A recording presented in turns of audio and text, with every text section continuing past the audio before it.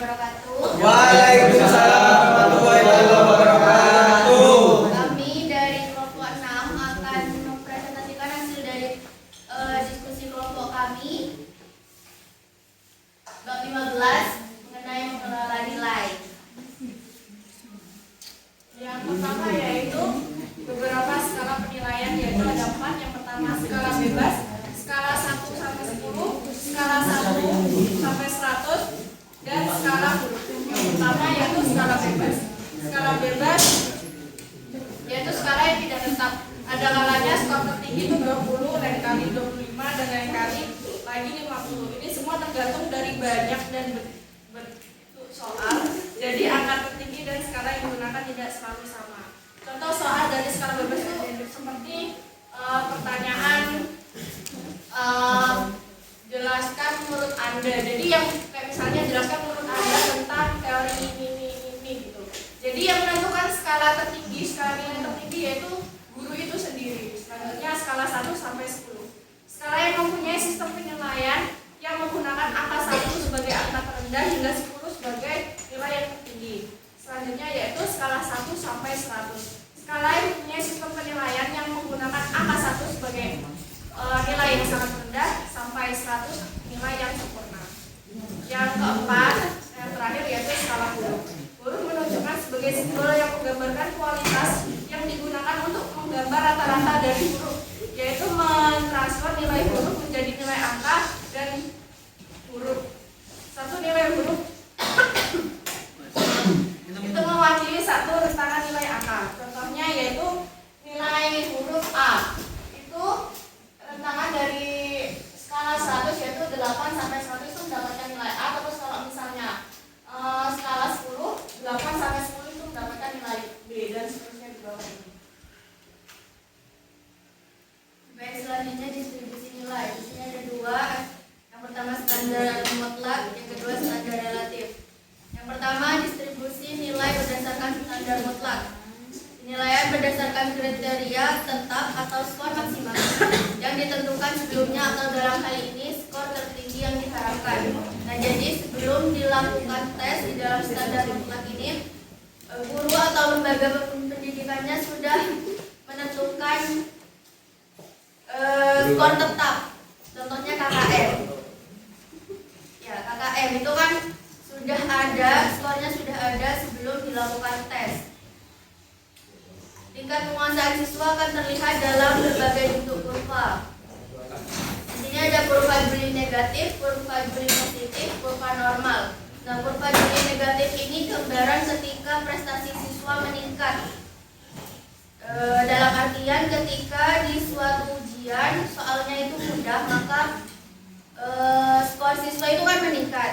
Nah, ini gambaran ketika prestasi siswa meningkat, kurva Gini negatif namanya.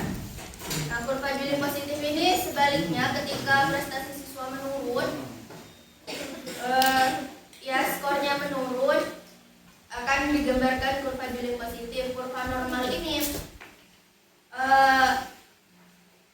prestasi siswa itu normal, sebagian kecil siswa mendapatkan skor kecil, sebagian kecil siswa mendapatkan skor tinggi. Nah, yang mendapatkan skor sedang itu lebih dominan. Jadi siswa yang mendapatkan skor rata-rata sedang akan menumpuk di tengah, maka terbentuklah kurva normal. Ini contohnya. Suatu ujian matematika memiliki skor maksimum 10 poin. Skor 9, yang mendapatkan skor 9 jumlahnya 2 siswa. Yang mendapatkan skor 8 jumlahnya 3 siswa, dan ke bawah.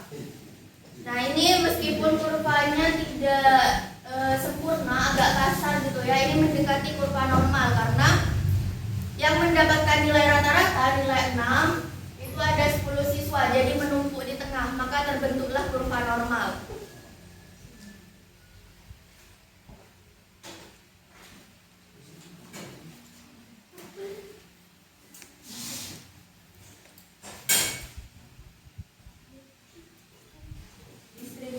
Nilai berdasarkan standar relatif. yaitu nilai siswa yang direntangkan sedemikian rupa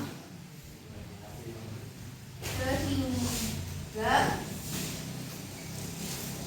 tersebar dari nilai tertinggi ke nilai rendah dengan sebagian besar terletak pada nilai sedang. Sebaliknya, apabila skor siswa tergambar di kurva negatif dalam unggahan menjadi nilai disebar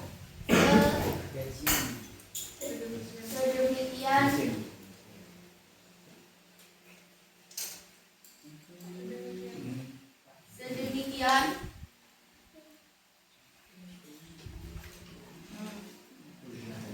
rupa sehingga dengan nilai sedang adalah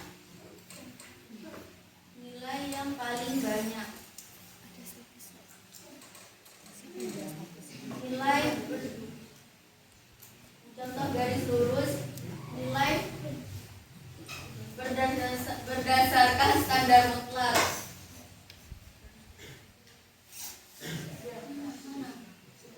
Ya. Nah, terus garis putus-putusnya nilai berdasarkan standar relatif.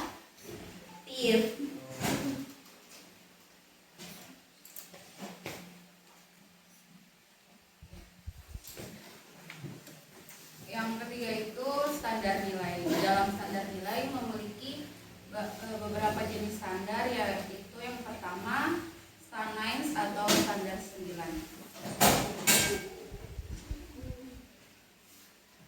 Nilai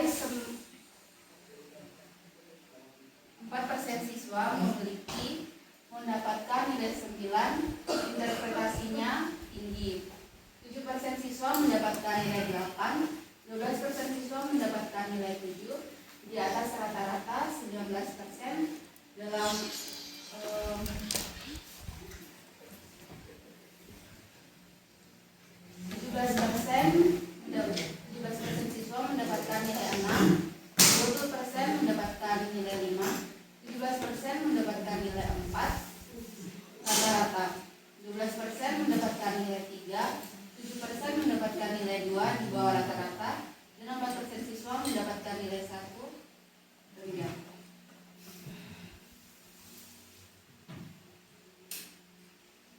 Yang kedua adalah standar 6. Salah satu jenis standar nilai adalah standar 6, yaitu nilai yang diberikan dari 4 sampai 9, 4, 5, 6, 7, 8, 9. 5% siswa mendapatkan nilai 9 baik sekali, 10% siswa mendapatkan nilai 8 baik, 20% siswa mendapatkan nilai 7 lebih dari cukup, 40% siswa mendapatkan nilai 6 cukup, 20% siswa mendapatkan nilai 5 kurang, 5% siswa mendapatkan nilai 4 kurang sekali.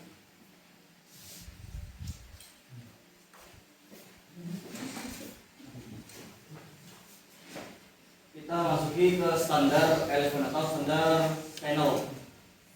Snell adalah sistem penilaian yang membagi skor dalam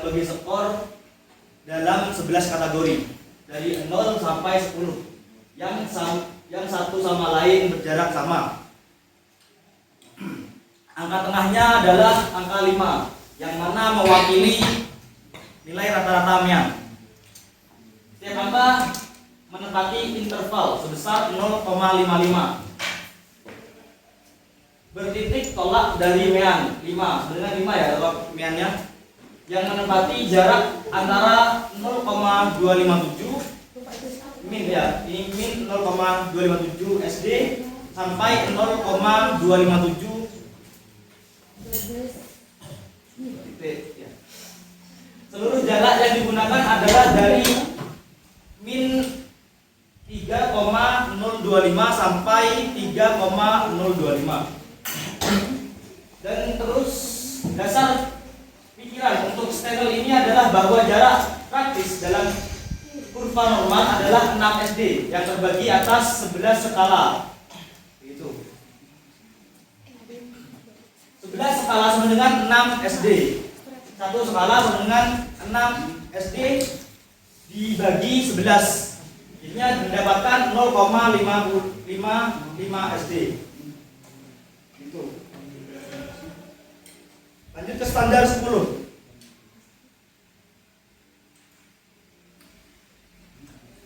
Standar 10 di dalam buku pedoman penilaian buku 3B seri kurikulum SMA tahun 1945 ditentukan bahwa untuk mengelola hasil tes digunakan standar relatif dengan nilai berskala 1 sampai 10. Untuk mengubah skor menjadi nilai diperlukan dahulu mean. Kita pulang dulu mencari mean, mencari nilai rata-rata skor. Deviasi standar simpangan buku. Yang ketiga, tabel konversi angka ke dalam nilai berskala 1 sampai 10. Ini tabel siswa. Tabel semua siswa dan nilai-nilai semua siswa. Ini tabel yang sudah dimasukkan. Yang semua nilai dan siswa sudah dimasukkan untuk jadi tabel. Di sini cara menghitung mean. Cara untuk menghitung mean. Menghitung mean yang sebenarnya dengan rumus seperti ini. Mean. MT, mencari MT. MT itu nilai tengah dari data. MT nilai tengah dari data. FD 3. terus data mean. Mean itu kan dapat ya. 36 dapat dari MT. MT itu dari nilai tengah dari data. Nilai tengah dari data. Terus FD itu dari jumlah hasil kali frekuensi dengan deviasi. Yang N jumlah frekuensi seluruh data. Dan hasilnya ini hasil terakhirnya. Untuk mencari SD juga sama. FD sama kayak tadi, N juga sama kayak tadi. Tinggal cara pengajarannya nanti. Nah, terus menghitung nilai berskala 1 sampai 10 sama kayak tadi. Tadi ini kan ya contohnya dari mean plus ditambah. Mean hasil rata-rata ditambah hasil SD. Jadinya seperti itu contohnya. Hasil mean tadi hasil meannya kan 36 ya. Lalu tinggal dimasukkan. Standar 5. Kembali kepada Grand Line, selain yang mengemukakan penyebaran nilai dengan angka, juga mengemukakan penyebaran nilai dengan huruf yang digunakan dengan kurva normal sebagai berikut seperti ini. Kembali lagi kayak punya Feby tadi ya. Kembali lagi ke halamannya Feby ini. Tapi lebih jelaskan. Catatan pentingnya Grand Line tidak menggunakan huruf E, tetapi huruf F. Singkatan dari F itu fail, gagal. Terus yang kedua selanjutnya dikatakan oleh Grand Line, rentangan persentase ini hanya berlaku bagi populasi yang sangat heterogen.